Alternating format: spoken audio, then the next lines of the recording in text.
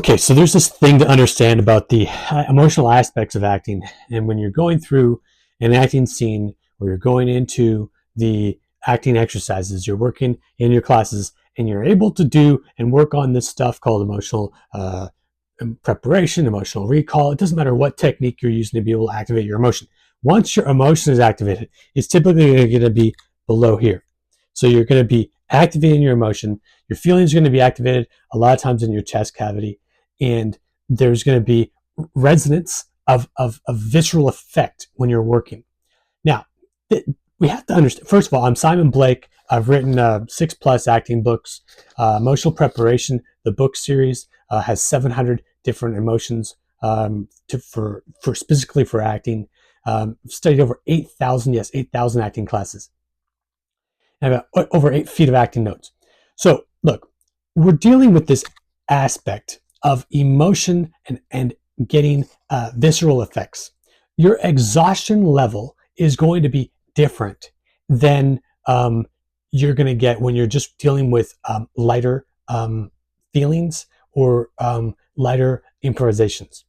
So this is the reason why on really serious filming sets, which if you're dealing with really deep emotion, there might only be a chance to have 1, 2, maybe 3 takes of the scene because the emotion of the actor is that exhaustive, and it might be, and it is often the case where it's just that deep.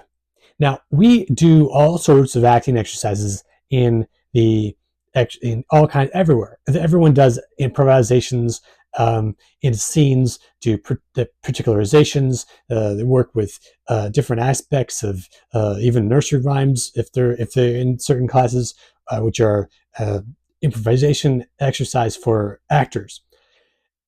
All types of different exercises to be able to work and harness the ability for us to be able to have spontaneity. But spontaneity is still part of more of the ability to be able to catch the inclination. Now, this is the real big difference. You're dealing with the essence of inclination, which is typically here. You're dealing with feeling. And then you go into the emotion.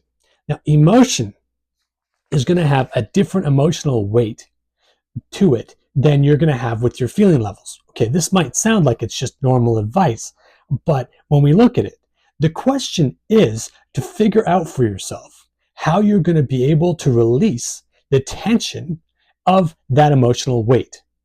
So, this is why it's very important to, when you're working in such heavy emotions, you want to then maybe work for a couple of weeks in heavy emotions and then pick some of the lighter emotions, and then you're able to bounce yourself up a little bit so you can keep that level of spontaneity going in your work, which keeps you with the spontaneity will have the ability to have responsive impulses in real time and keep you very present with the other actor. And then when you're adding the emotional weight, the ability of that will be harnessed by the fact that you're having an emotional experience. And particularly when you're having an emotional experience, that's when you're connected to receiving from the other actor. That's when those moments are actually going to hit you. So when this is fascinating, isn't it? Because what it does is it breaks down the ability of how much effort it takes for you to be able to have to expel that emotional weight once the acting has completed. This is the reason why I like to call it just acting interaction, or you can call it acting scene, or you can call it imaginary circumstances, or you can call it given circumstances. It doesn't matter what you call the acting interaction because there's so many names for it. Just it's the interaction between the actors. So we're set to be able to understand that the depth level will create exhaustion. You can't expect yourself to initially be able to keep hitting the emotional core without being able to rest. So your whole rest cycle is change. Now, I had the experience of doing quite a bit of physical training exercises at one point, where I've also worked on so much emotional exercises for acting and the ability to be able to do this. So it would always be a level of knowing where your exhaustion level is and making sure that you had enough rest to be able to do this. Now, the more you transition in an acting scene, you're going to be able to have it's going to take more energy for you to be able to both come out of that emotion and the more energy to be able to experience it. So if we look at a couple, so we know, look at the emotions triangle video. That's very important. If we look at the concept of just picking an emotion randomly, excluded, or exploited, or exuberant, look, or I don't know, elated. These are all you want to the best way to be able to not weight yourself down in your acting work is to be able to stagger the work that you're actually learning, so you're not only working on really heavy emotions. Then you're going to build up that emotional freedom. When I say emotional freedom, I'm not mentioning any kind of acting technique at that level. I'm just saying the freedom to be able to be emotionally responsive. So when you're working to try out and work with these aspects of emotion, you're going to have to understand that you're going to expect that it's 100% natural, it's 100% okay, and it's absolutely normal to be able to go through this emotional weight. Now, as actors, we build up a stamina.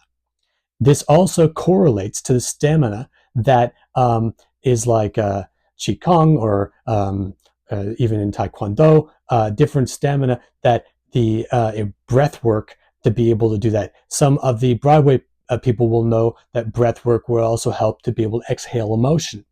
Now, if those are techniques to be able to release the emotion after you've experienced it in the scene, then you're starting to be able to work what really should be called acting muscles. Your acting muscles are the emotional weight that you put on, and then you're able to release every single time that you're working.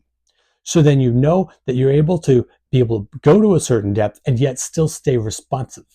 Now, if you're working on a scene and you're working with rehearsals before going to film the originals, for filming whatever scene you're doing, then you're going to know that there's going to be some times where you're going to experiment with how deep you will go in different emotions. Now, there's layering acting techniques. That's an actual layering emotional preparation. That's an actual thing where you can literally keep reactivating your emotion until you get to the desired depth that you want to get to. Now, that will require more than one emotional activation. I always say that the last step of emotional preparation is the activation process. That's why sometimes I really honestly wish that it would be called emotional activation, because we want the actors to be alive and a lit fuse within that emotional range. But when we're dealing with emotional preparation, which is layered, now we're dealing with the ability to layer one thing on top of another thing, on top of another thing, on top of another thing. Now, this is important. The emotional weight of which to be able to come out of the experience will be your ability to identify what you did when you went into the experience, which is key. And then you literally take those components out and you start releasing every single one brick by brick. So if you went into I don't know what it's, I mean, if I don't know how to describe, I know how to describe, but there's several different things here. If you're working on a scene just for acting class, you're probably looking at less than a 2-hour emotional preparation before your acting class. I like to say that it's best to be able to do the preparation the night before and then reactivate it the day that you work. And I would say that that's the best thing to also do when you're going on film sets. So you know that you've got the emotion kind of warmed up enough, but the day before is not the time to go to the very, very, very, very, very, very depth. You want to go just enough that you know it's warmed up, and then when you go to work the next day on set, when you're working, then you go to that depth level when you know that you need it there, so you're not exhausted. Now, if you're working on an acting part and you've got a big movie that you've got consecutive scenes with the topic of justice, or you have a justice for a cause, or anything, it could be any emotion. I mean, honestly, any emotion. you literally would be going into that over and over and over to a series of over a 2 or 3 week period. And that would get you ready for your acting role to be ready as the actor to do the acting role. You literally start layering the emotion. You start layering the regret. You start layering the shame. You start going into the research of the shame. You start going into the ability to that how can you go to activate that? Then you activate it, and you don't release too much. You just release enough, and then you go heavier into the next thing, and you start layering and layering over a 2 or 3 week period. Then hopefully you know that you've done it really well when the director looks at you and goes, holy crow, they know, oh my goodness, you've done some work. And that's when you're really working at this emotional range where you know that it's going to have an effect on the film. You're in the right emotional range for the scene, and you know that you can film those series of scenes within that emotional range. That is the way to be able to do that. But if you spend 2 to 3 weeks doing and upsetting yourself for 2 or 3 weeks consecutively, probably every other day, or strongly every other day, so you get ready for that acting role, you're going to have to expect that you're looking at probably double the amount of time to come out of it. So, and it might even take longer because there could be things that happen within your acting interaction that takes your emotion even deeper than you did with your self-activation work, which, believe me, happens quite a lot. And you don't want to go and be a situation where you're having to, you just want to be completely natural with rest. You don't want to go and start drinking or trying to. I accept the fact that people do. I get it.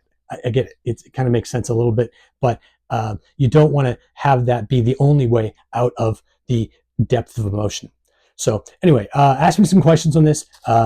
There's a lot more to this topic. So thanks.